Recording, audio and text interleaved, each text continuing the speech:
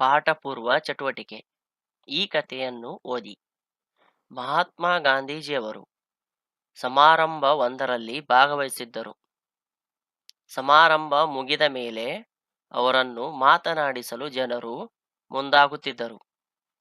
ಮಹಿಳೆಯೊಬ್ಬಳು ಗಾಂಧೀಜಿಯವರನ್ನು ಮಾತನಾಡಿಸಲೆಂದು ಮುಂದೆ ಬರಲು ಪ್ರಯತ್ನಿಸುತ್ತಿದ್ದಳು. ಆದರೆ ಆಕೆ ಉಟ್ಟಿದ್ದ ಸೀರೆ ತುಂಬಾ ಕೊಳೆಯಾಗಿತ್ತು. ಹೀಗಾಗಿ ಕೆಲವರು ಆ ಮಹಿಳೆಯನ್ನು ತಡೆಯುತ್ತಿದ್ದರು. ಅಂದರೆ ಗಾಂಧೀಜಿ ಹತ್ರ ಹೋಗಲು ತಡೆಯುತ್ತಿದ್ದರು. ಇದನ್ನು ಗಮನಿಸಿದ ಗಾಂಧೀಜಿಯವರು ಆಕೆಯ ಬಳಿಗೆ ಬಂದು ಮಾತನಾಡಿಸಿದರು. ಅನಂತರ ಆಕೆಗೆ ಬಟ್ಟೆಯನ್ನು ಶುಚಿ ಮಾಡಿ ಧರಿಸುವಂತೆ ತಿಳಿಸಿದರು. ಅಂದರೆ ಬಟ್ಟೆಯನ್ನು ಸ್ವಚ್ಛ ಮಾಡಿ ಧರಿಸಲು ಹೇಳಿದರು. ಆಗ ಆ ಮಹಿಳೆಯು ತನ್ನಲ್ಲಿ ಬೇರೆ ಸೀರೆ ಇಲ್ಲ, ತಾನು ಉಟ್ಟಿರುವ ಸೀರೆಯೊಂದೇ ಇರುವುದಾಗಿ ಹೇಳಿದಳು. ಅಂದರೆ ಆ ಮಹಿಳೆಯ ಹತ್ತಿರ ಸ್ವಚ್ಛ ಮಾಡಿ ಮತ್ತೊಂದು ಸೀರೆಯನ್ನು ಉಟ್ಟಿಕೊಳ್ಳಲು ಬೇರೆ ಸೀರೆ ಇಲ್ಲ ಎಂದು ಗಾಂಧೀಜಿಯವರಿಗೆ ಹೇಳಿದಳು. ಈ ಮಾತನ್ನು ಕೇಳಿ ಗಾಂಧೀಜಿಯವರ ಮನಸ್ಸಿಗೆ ತುಂಬಾ ನೋವಾಯಿತು. ಇದೇ ರೀತಿ ಇನ್ನೂ ಅನೇಕರಿಗೆ ಕಷ್ಟವಿರಬಹುದು ಎಂದು ಅವರು ಭಾವಿಸಿದರು. ಅಂದಿನಿಂದ ತಾವು ತುಂಡು ಪಂಚೆಯನ್ನು ಮಾತ್ರ ಧರಿಸುವುದಾಗಿ ನಿರ್ಧರಿಸಿದರು. ತಮ್ಮ ಜೀವನದ ಕೊನೆವರೆಗೂ ತುಂಡು ಪಂಚೆಯನ್ನೇ ಧರಿಸಿ ಬದುಕಿದರು. ಸರಳತೆಯನ್ನು ಮೈಗೂಡಿಸಿಕೊಂಡು ಎಲ್ಲರಿಗೂ ಮಾರ್ಗದರ್ಶಕರಾದರು. ಪಾಠ 13 ಸರಳತೆ. ಗದ್ಯ. ಇದೊಂದು ಸನ್ಮಾನ ಸಮಾರಂಭ.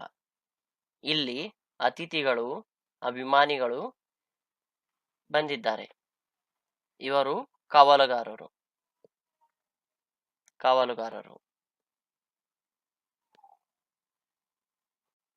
ಅದೊಂದು ದೊಡ್ಡ ಸಭಾಂಗಣ. ಅದನ್ನು ಸುಂದರವಾಗಿ ಅಲಂಕಾರ ಮಾಡಲಾಗಿತ್ತು. ಅಂದರೆ ಅಲ್ಲಿ ಬಣ್ಣ ಬಣ್ಣದ ಹಾಳೆಗಳಿಂದ ಅಲಂಕಾರ ಮಾಡಲಾಗಿತ್ತು ಮತ್ತು ವೇದಿಕೆಯನ್ನು ಹೂಗಳಿಂದ ಅಲಂಕಾರ ಮಾಡಿದ್ದರು. ಅದಕ್ಕೆ ತಕ್ಕಂತೆ ಎಲ್ಲ ವ್ಯವಸ್ಥೆ ಅಚ್ಚುಕಟ್ಟಾಗಿತ್ತು.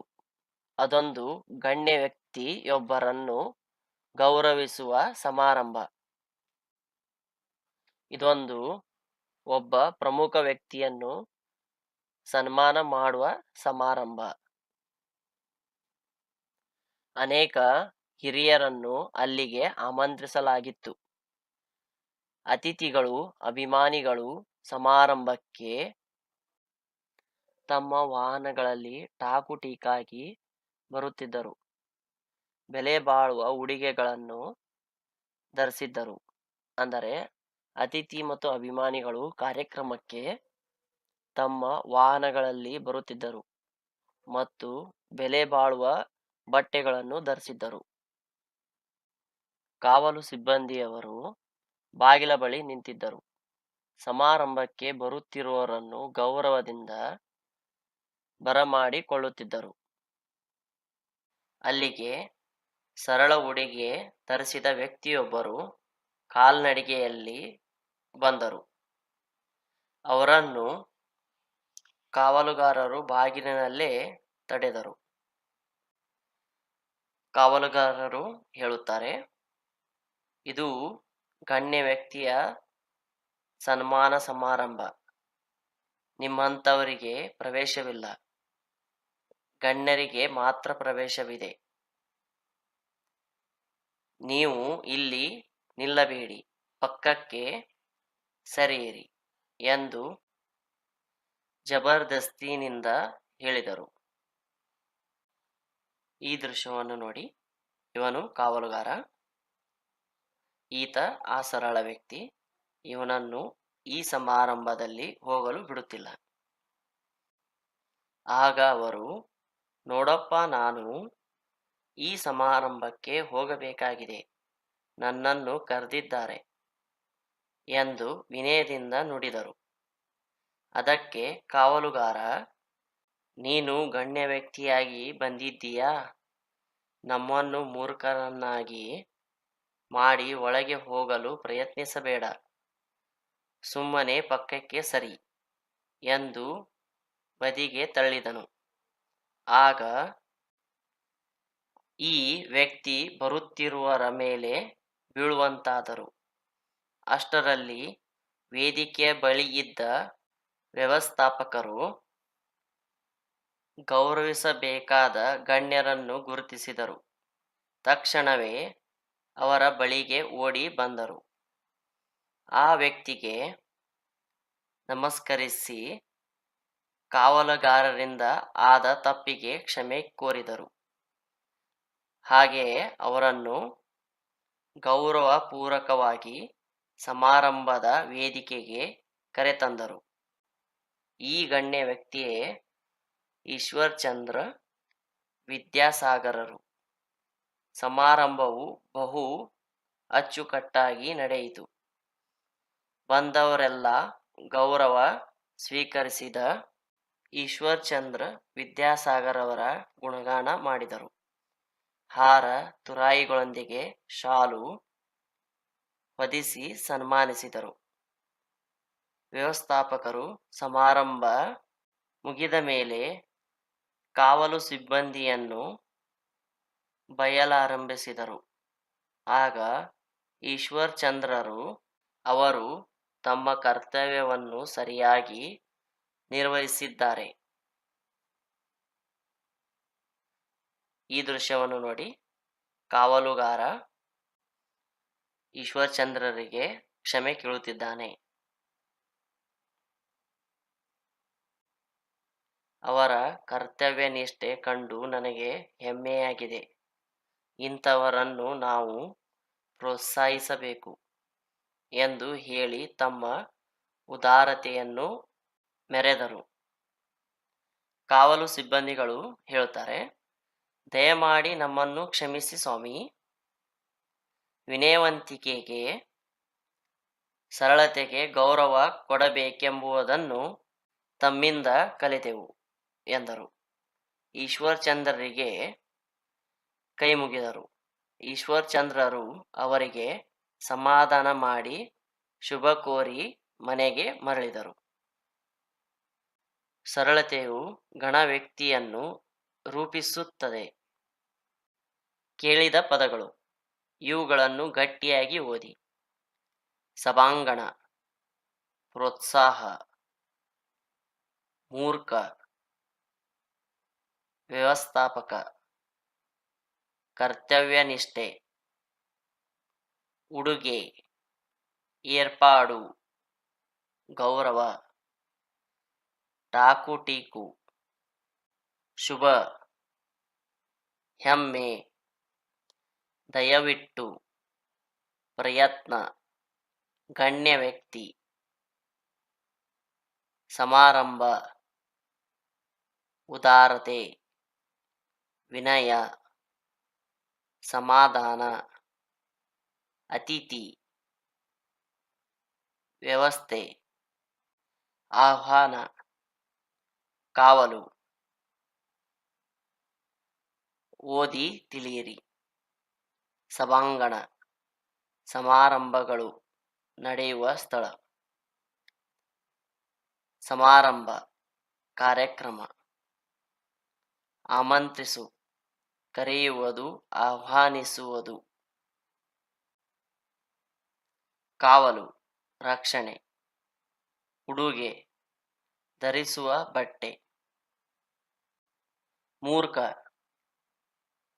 ದಡ್ಡ, ಬದಿ, ಪಕ್ಕ. ವಿನಯ, ಸೌಜನ್ಯ. ತುರಾಯಿ, ಪುಷ್ಪಗುಚ್ಛೆ. ಹೆಮ್ಮೆ, ಅಭಿಮಾನ. ಪ್ರೋತ್ಸಾಹ, ಉತ್ತೇಜನ. ಅಭ್ಯಾಸ. ಈ ಪ್ರಶ್ನೆಗಳಿಗೆ ಒಂದು ವಾಕ್ಯದಲ್ಲಿ ಉತ್ತರ ಬರೆಯಿರಿ. 1. ಅದು ಯಾರನ್ನು ಗೌರವಿಸುವ ಸಮಾರಂಭವಾಗಿತ್ತು. ಅದು ಗಣ್ಯ ವ್ಯಕ್ತಿಯೊಬ್ಬರನ್ನು ಗೌರವಿಸುವ ಸಮಾರಂಭವಾಗಿತ್ತು. 2. ಗಣ್ಯ ವ್ಯಕ್ತಿಗಳು ಸಮಾರಂಭಕ್ಕೆ ಹೇಗೆ ಬರುತ್ತಿದ್ದರು? ಗಣ್ಯ ವ್ಯಕ್ತಿಗಳು ಸಮಾರಂಭಕ್ಕೆ ತಮ್ಮ ವಾಹನಗಳಲ್ಲಿ ಟಾಕುಟೀಕಾಗಿ ಬರುತ್ತಿದ್ದರು. 3. ಸಮಾರಂಭದಲ್ಲಿ ಯಾರನ್ನು ಸನ್ಮಾನಿಸಲಾಯಿತು? ಸಮಾರಂಭದಲ್ಲಿ ಈಶ್ವರಚಂದ್ರ ವಿದ್ಯಾಸಾಗರರನ್ನು ಸನ್ಮಾನಿಸಲಾಯಿತು. 4. ಈಶ್ವರಚಂದ್ರರು ಯಾರನ್ನು ಸಮಾಧಾನ ಮಾಡಿದರು? ಈಶ್ವರಚಂದ್ರರು ಕಾವಲು ಸಿಬ್ಬಂದಿಗೆ ಸಮಾಧಾನ ಮಾಡಿದರು. ಖಾಲಿ ಬಿಟ್ಟಿರುವ ಜಾಗಗಳಲ್ಲಿ ಸರಿಯಾದ ಪದ ತುಂಬಿರಿ. 1. ಸಮಾರಂಭಕ್ಕೆ ಬರುತ್ತಿರುವವರನ್ನು ಗೌರವದಿಂದ ಬರಮಾಡಿಕೊಳ್ಳುತ್ತಿದ್ದರು.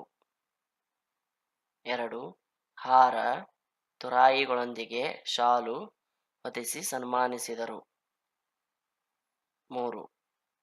ಕಾವಲುಗಾರರಿಂದ ಆದ ತಪ್ಪಿಗೆ ಕ್ಷಮೆ ಕೋರಿದರು. ಈ ಮಾತನ್ನು ಯಾರು ಯಾರಿಗೆ ಹೇಳಿದರು? 1. ಅವರ ಕರ್ತವ್ಯನಿಷ್ಠೆ ಕಂಡು ನನಗೆ ಹೆಮ್ಮೆಯಾಗಿದೆ. ಯಾರು ಹೇಳಿದರು? ಈ ಮಾತನ್ನು ಈಶ್ವರಚಂದ್ರರು ಹೇಳಿದರು. ಯಾರಿಗೆ ಹೇಳಿದರು? ಈ ಮಾತನ್ನು ವ್ಯವಸ್ಥಾಪಕರಿಗೆ ಹೇಳಿದರು. 2. ದಯಮಾಡಿ ನಮ್ಮನ್ನು ಕ್ಷಮಿಸಿ ಸ್ವಾಮಿ. ಯಾರು ಹೇಳಿದರು? ಈ ಮಾತನ್ನು ಕಾವಲು ಸಿಬ್ಬಂದಿಗಳು ಹೇಳಿದರು. ಯಾರಿಗೆ ಹೇಳಿದರು? ಈ ಮಾತನ್ನು ಈಶ್ವರಚಂದ್ರರಿಗೆ ಹೇಳಿದರು. ಕೊಟ್ಟಿರುವ ಪದಗಳನ್ನು ಅರ್ಥಪೂರ್ಣವಾಗಿ ಜೋಡಿಸಿ ವಾಕ್ಯ ಬರೆಯಿರಿ. 1. ಹಿರಿಯರನ್ನು ಅನೇಕ ಆಮಂತ್ರಿಸಲಾಗಿತ್ತು ಅಲ್ಲಿಗೆ. ಇದನ್ನು ಅರ್ಥಪೂರ್ಣ ವಾಕ್ಯವನ್ನಾಗಿ ಮಾಡಬೇಕು. ಅನೇಕ ಹಿರಿಯರನ್ನು ಅಲ್ಲಿಗೆ ಆಮಂತ್ರಿಸಲಾಗಿತ್ತು. 2. ಮೇಲೆ ಸಾಲಾಗಿ ಬೀಳುವಂತಾದರೂ ಸಾಲಾಗಿ ಬರುತ್ತಿದ್ದವರ ಮೇಲೆ ಬೀಳುವಂತಾದರು. 3. ವೇದಿಕೆಗೆ ಗೌರವ ಪೂರ್ವಕವಾಗಿ ಕರೆತಂದರು ಸಮಾರಂಭದ ಅವರನ್ನು ಗೌರವಪೂರ್ವಕವಾಗಿ ಸಮಾರಂಭದ ವೇದಿಕೆಗೆ ಕರೆತಂದರು. 4.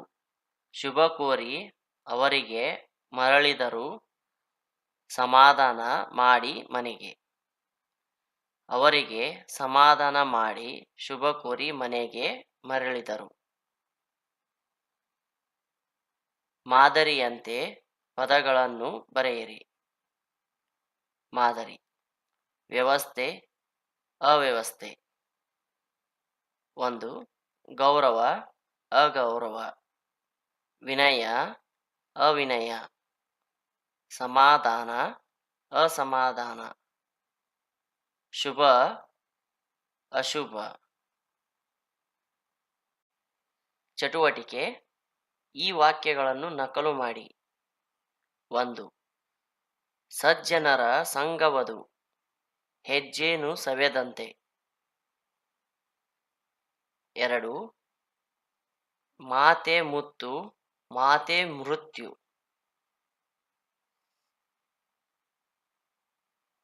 ಇಲ್ಲಿಗೆ ಈ ಪಾಠ ಮುಕ್ತಾಯವಾಯಿತು.